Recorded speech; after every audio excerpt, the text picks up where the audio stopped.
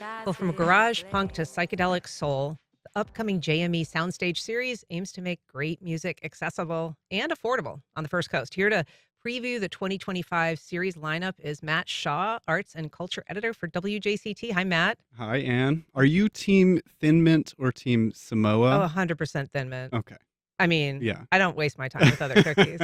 Although I will say those French toast whatever, I had never tried them. I guess they're new to this market this year, Uh-huh. and it's also their last year ever. Okay. And I'm Super. sad because they Yeah. are pretty good. Yeah. Yeah. Get them while you can.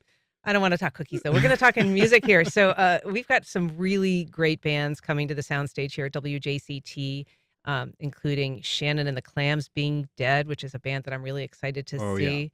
But first up, we've got Rahill. Rahill. Yeah. Rahill. Okay, Mm-hmm. I'm saying it wrong. Yeah. So, sort of the idea with this series was to try to bring in, internationally touring acts that wouldn't otherwise have visited this market, and pairing them with both regional artists from around Florida and then local artists here from Jacksonville, to try to build an audience around music discovery and new music. And one of the things that's, as I've been doing this work and talking to venues and talent buyers in this area, and then also like on the other side of it, the behind the scenes is there's always booking agents working for these artists.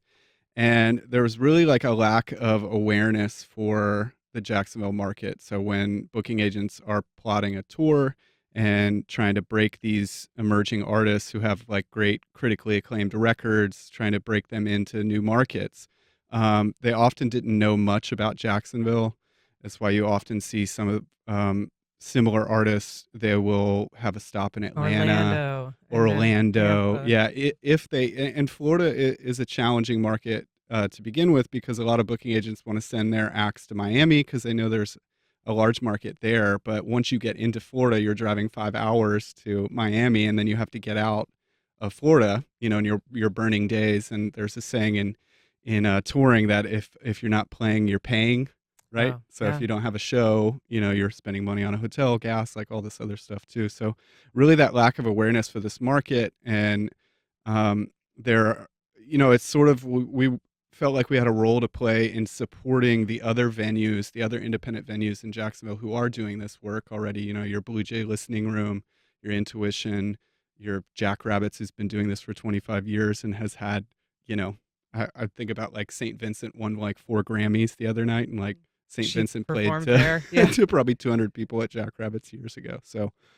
we just felt like, because we've been doing this work, we've been playing these artists on the radio, on the independent 89.9 HD4, and writing about these artists on jacksmusic.org, that we kind of had our ear to the ground, and we knew that some of these artists, the audience in Jacksonville sort of deserved to have these artists stop here to, promote their new albums and And so things when like you're that. booking and you're kind of luring these bands here, who are you looking to schedule? Like, what are your programming priorities?